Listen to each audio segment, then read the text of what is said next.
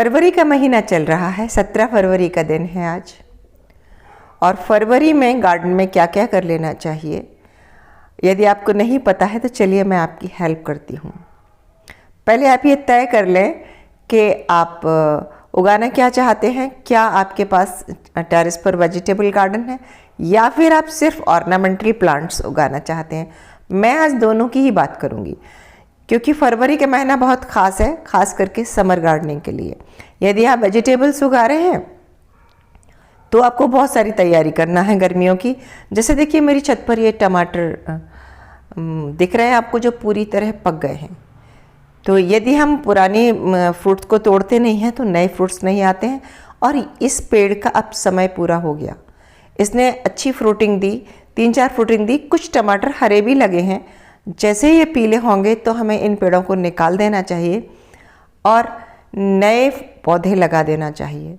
तो अगर हम गर्मियों में सब्जी की बात करें तो कब लगाना चाहिए हमें पौधे, ये हम इस जो पौधे जिनके पौध अलग तैयार की जाती है उनको हम फरवरी के शुरू में ही लगा दें। फरवरी मार्च दोनों महीने लगाए जाते हैं, लेकिन मैं फरवरी में क्यों कह रही हूँ, क्योंकि आप जितना जल्दी लगा देंगे ना तो आपको फसल उधर टेम्परेचर बढ़ने से पहले मिल जाएगी और अच्छी मिल जाएगी। गर्मी की फसल का ख़ास ये ध्यान रखें कि आप जल्दी शुरुआत कर दें। इधर हम ये इंतज़ार करते रहें कि हमारी पुरानी फसल ख़त्म होगी, कंटेनर खाली होगा तब हम शुरू करेंगे, तो हम लेट हो जाएंगे। ये आपको ध्यान रखना है।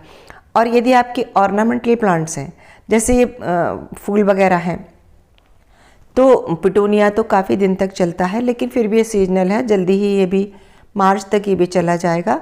तो इनकी लोकेशन ऐसी रखें कि ना डायरेक्ट सनलाइट ना पड़े, थोड़ा सा छन के आने वाली लाइट मिले। और देखिए ये मैंने समर गार्डनिंग की, किचन गार्डनिंग की शुरुआत कर दी है। तो मैं तो देखिए सब्जियां उगाती हूँ, और जो ऑर्नामेंटल होते हैं वो कुछ ऑर्नामेंटल भी हैं और कुछ इंडोर प्लांट घर में अंदर भी हैं। तो सारे इंडोर प्लांट्स की और सारे ऑर्नामेंटल प्लांट्स की कटिंग का सीजन है। फरवरी कटिंग और रीपॉटिंग का सीजन होता है।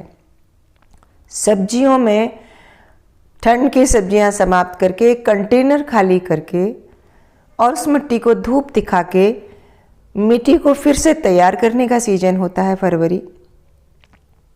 फरवरी मार्च में हम नई सब्जियां लगा देते हैं और पुरानी जो सब्जियां हैं इनको ख़त्म कर देते हैं। जैसे कि ये मेथी की ट्रे है, मैं अब इसको पूरा तोड़ के और इस मिट्टी को यहीं गोड़ के और मैं पूरी ट्रे खाली कर लूँगी और इसमें समर की वेजिटेबल लगा सकते हैं।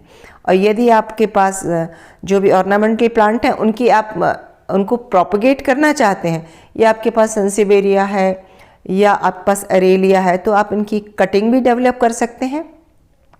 किसी भी तरह की कटिंग लगाने के लिए, बोगनवेलिया हो या कोई और भी हो, फरवरी और मार्च का महीना यानी कि न बहुत ज़्यादा गर्म न बहुत ज़्यादा ठंड, ऐसा मौसम रहता है, तब आपको ये कटिंग लगाना चाहिए।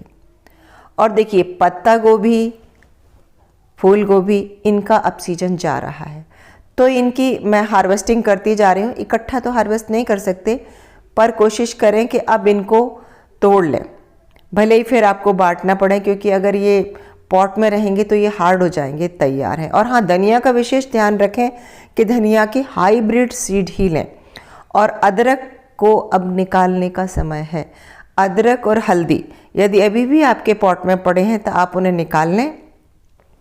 और ये अदरक अगर प्रिजर्व करके रखना चाहें तो ऐसे ही मिट्टी में दबा पड़ा रहने दें, बस उसमें पानी डालना बंद कर दें और वो आपका बिल्कुल फ्रेश बना रहेगा, ख़राब नहीं होगा।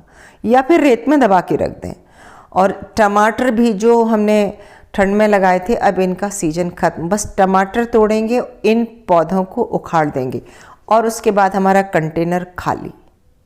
और अगर कंटेनर खाली है तो करना क्या है, ये देखिए इस तरह से हम कंटेनर तैयार करके रखें।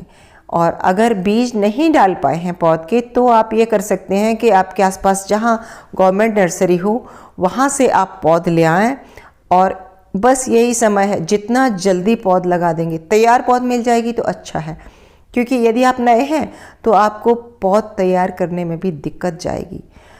जो बीज के जर्मिनेशन का जो नेचर होता है वो बहुत ठंड में भी जर्मिनेट नहीं होता और बहुत गर्मी में भी नहीं होता, तो हम जनवरी में बीज उगा नहीं सकते।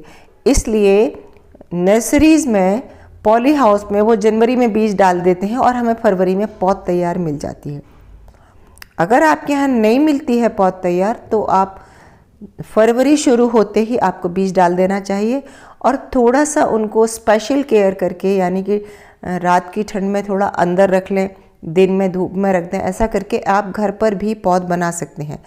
और फिर से कंटेनर भरने से पहले आप ये ध्यान रखें कि पुरानी सब्जी निकालने के बाद मैंने इस मिट्टी को, कंटेनर को पूरा ज़मीन पे पलटा है, छत पे पलटा है। पूरी मिट्टी को उलट पलट करके सनलाइट दिखाई है। इस प्रोसेस को कहते हैं स्टरलाइजिंग। और हाँ, अगर अडेनियम के शौकीन हैं तो उसकी कटिंग कर लें। कटिंग मैंने बताया ना, ये सीजन है दूसरी पौधों के भी कटिंग का, और अडेनियम का तो सिर्फ पूरे साल में यही एक सीजन है। बरसात में अडेनियम की कटिंग नहीं होती, भूल कर भी न करें।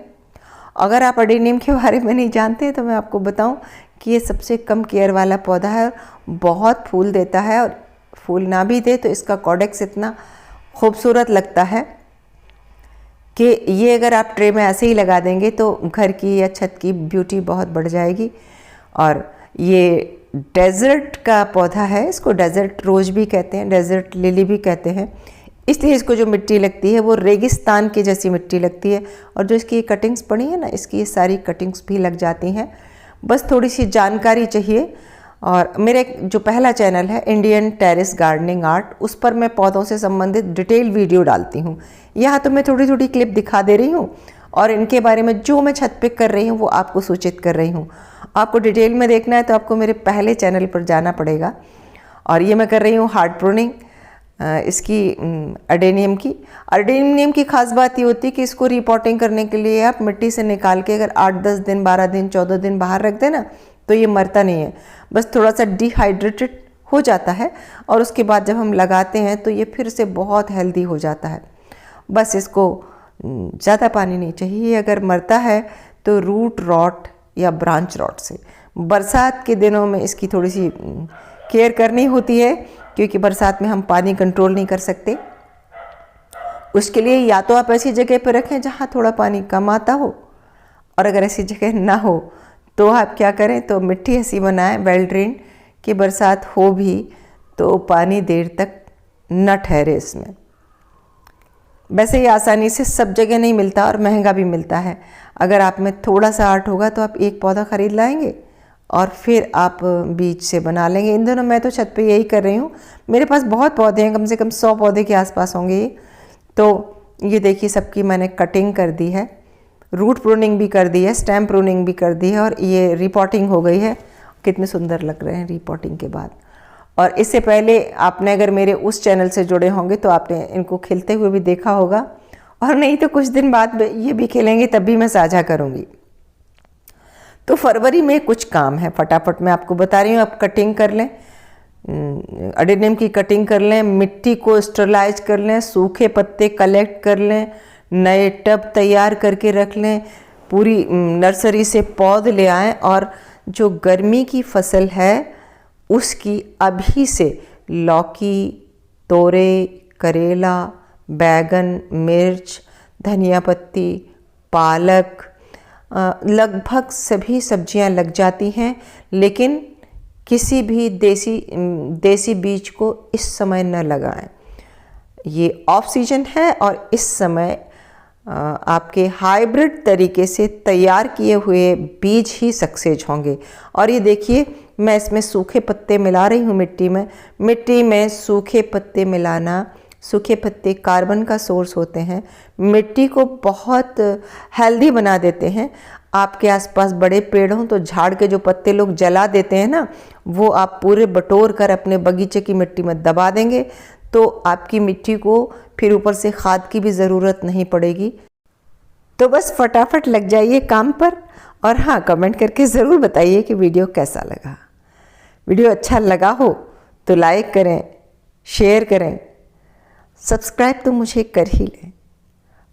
मिलते हैं अगले वीडियो में फिर किसी नए विषय और नई जानकारी के साथ। तब तक के लिए नमस्कार।